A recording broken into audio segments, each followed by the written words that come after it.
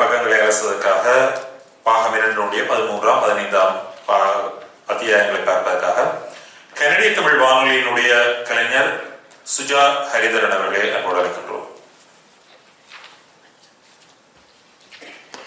அனைவருக்கும் வணக்கம். எனக்காக தரப்பட்டிருக்கின்ற கட்டுரை என்பது இளப்படுகொலையின் சுவடுகள் பாகம் 2 அமைந்த உளக்காயங்களை ஆற்றுப்படுத்த வேண்டும் என்பது. இங்கே வந்திருக்கும் அனைவருக்கும் தெரியும், நாங்கள் எப்பொழுதுமே ஏதோ ஒரு விதத்தில் மனக்காயங்கள் அல்லது உளக்காயங்களுக்கு ஆளாகி இருக்கின்றோம். அதை ஏதோ ஒரு விதத்தில் நாங்கள் ஆற்றுப்படுத்திக் கொண்டிருக்கின்றோம். ஆனால் ஈழப்படுகொலையின் வலிகள் என்பது அளவிட முடியாதவை. ஒவ்வொரு குடும்பங்களிலும் இன்று வரை ஏதோ ஒரு விதத்தில் ஒரு துயர் அவர்களுக்கு இருந்து கொண்டுதான் இருக்கின்றது. எனவே இந்த கட்டுரையில் நூலாசிரியரோ ஒவ்வொரு விதமாக தொட்டு சென்றிருக்கின்றார். அவற்றை நான் சுருக்கமாக கூற போகின்றேன்.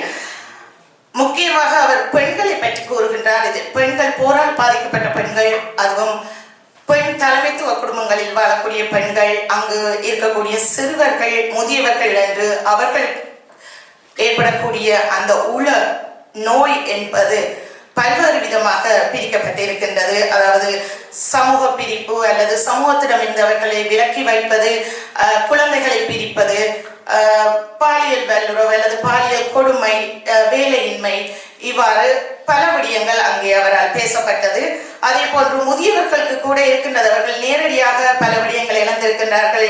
சொந்த இடத்தில் இந்த இடம்பெயர்தல், அதே போல் உறவுகள் காணாமல் கொடுக்கப்பட்டது அல்லது இறந்திருக்கலாம் அல்லது குழந்தைகளை இழந்திருக்கலாம். இவ்வாறு பல விடயங்கள் அங்கே அவரால் பேசப்பட்டிருக்கின்றது. ஆனாலும் முக்கியமாக ஒன்றை அவர் அதில் குறிப்பிடுகின்றார். பெண்கள் தான் அதிகமாக இந்த உளநோய்க்கு ஆளாகின்றார்கள். அதுவும் சிங்கள அரசினால் அது திட்டமிட்டு செய்யப்படுகின்ற ஒரு விடயம். முக்கியமாக இங்கே அவரால் குறிப்பிட்டு சொல்லக்கூடியது, கட்டாயமாக அது எல்லோருக்கும் தெரிந்த விடயம், நீங்கள் அறிந்த விடயம், அதாவது கருக்கலைப்பு. இனத்தை ஒடுக்குவதற்காக கட்டாய கருக்கலைப்பு. அது அதை குறிப்பிடுகின்றார். சில தாதியர்கள் சொல்கின்றார்கள் அது எங்களுக்கு தெரியாது, தெரியாமலே அது நடந்து விடுகின்றது என்றெல்லாம் அதில் நிலவன் குறிப்பிட்டிருக்கின்றார். எனவே இந்த பெண்களுடைய பாதிப்பு என்பது நிச்சயமாக ஒரு குடும்பத்தில் ஒரு பெண்ணினுடைய உளம் பாதிக்கப்படும் பொழுது அந்த குடும்பம் எவ்வாறு சிதைந்து போகும் என்பதை எல்லோருமே நாங்கள் அறிந்திருக்கின்றோம். இங்கே கூட சில விடயங்கள் நடந்திருக்கின்றன. எங்கள் கண் முன்னே பல விடயங்கள் இவ்வாறு நடந்திருக்கின்றன. எனவே அவற்றையும் அவர் குறிப்பிட்டிருக்கின்றார். அதே போன்று முன்னாள் போராளிகள், அதிலும் முன்னாள் பெண் போராளிகள், அவர்களுடைய அந்த உளத்தாக்கம் என்பது எவ்வாறு இன்றைய காலம் வரை, இன்று வரை என்று சொல்லலாம், அங்கே இடம்பெற்றுக் கொண்டிருக்கின்றது என்பதையும் அழகாக அவர் தந்திருக்கின்றார். சரி, இதையெல்லாம் தாண்டி நாங்கள் தாயத்தில் இருக்கக்கூடிய மக்களுக்கு ஏதோ விதத்தில் நாங்கள் உதவிகளை செய்து கொண்டிருக்கின்றோம். 2009ஆம் ஆண்டுக்கு பின்னர் அந்த மக்களுடைய கல்வியாகட்டும், ஏதோ தொழில் அல்லது அவர்களுடைய ஏதோ ஒரு விதத்தில் உணவுக்காக, தொழிலுக்காக என்று. ஆனால் அந்த அவர்களுடைய உள நோய்க்கான ஒரு ஆற்றுப்படுத்தலாக நாங்கள் என்ன செய்ய போகின்றோம் என்பதுதான் அவருடைய கேள்வியாக இருக்கின்றது. அவருடைய கேள்வி முன்வைக்கின்றார். ஒவ்வொரு ஆண்டும் நாங்கள் மே 18 வருகின்றோம், விளக்கு வைக்கின்றோம், வணக்கம் சொல்கின்றோம், ஒவ்வொருவருடைய உணர்ச்சிகளை நாங்கள் கொட்டுகின்றோம். அந்த இடத்தில் யார் யார் நேரடியாக சாட்சிகளாக இருந்தார்களோ அவர்கள் தங்களுடைய மன ஆற்றல்களை, அதாவது உளக்காயங்களை அந்த இடத்தில் அழுது கொட்டு தீர்த்து விட்டு செல்கின்றார்கள். ஆனால் அங்கே இருக்கக்கூடியவர்களுக்கு நாங்கள் என்ன செய்ய போகின்றோம் என்பதுதான் அங்கே கேள்வியாக இருக்கின்றது.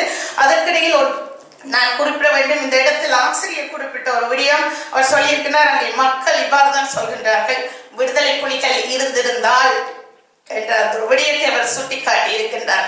விடுதலை புலிகள் இருந்திருந்தால் என்று அங்கே மக்கள் ஆதங்கப்பட்டு கொண்டிருக்கும் பொழுது, இங்கே புலம்பெயர்ந்த தேசத்தில் இருக்கக்கூடிய நாங்கள் அந்த உளக்காயங்களுக்கான செயல்களாக, அதாவது அவர்களுக்கு ஆற்றுப்படுத்தலாக நாங்கள் என்ன செய்கின்றோம், எந்த விதத்தில் நாங்கள் உளக்காயங்களை ஆற்றப் போகின்றோம். பணத்தை கொடுக்கின்றோம், உணவை கொடுக்கின்றோம், தொழில் வாய்ப்பை கொடுக்கின்றோம். ஆனால் அந்த மனக்காயத்தை எவ்வாறு ஆற்றப் போகின்றோம், எந்த முயற்சியில், அதாவது எந்த வகையில் நாங்கள் அதனை செய்ய போகின்றோம். முக்கியமாக அந்த சிறுவர்கள் 15 வயதினருக்கு நாங்கள் எவ்வாறான அந்த அவர்களுடைய மனக்காயங்களுக்கான ஆற்றுப்படுத்தல்களை செய்ய போகின்றோம் என்பதுதான் நான் அறிந்து கொண்ட விடயம். இந்த கட்டுரையை வாசித்ததன் மூலம், அதன் மூலம் நான் உங்களுக்கும் அதை தன் கூறுகின்றேன். நீங்கள் இந்த கட்டுரையை வாசிக்கும் பொழுது உங்களுக்குள்ளும் அது மேலும் இங்கே இருக்கக்கூடிய குழந்தைகளுக்கு நாங்கள் ஏதோ ஒரு விதத்தில் அவர்களுடைய மனம் பாதிக்க கூடாது என்பதற்காக ஏதோ எல்லாம் செய்கின்றோம். ஆனால் அங்கு இருக்கக்கூடியவர்களுக்கு நாங்கள் என்ன செய்ய போகின்றோம்? நன்றி, வணக்கம்.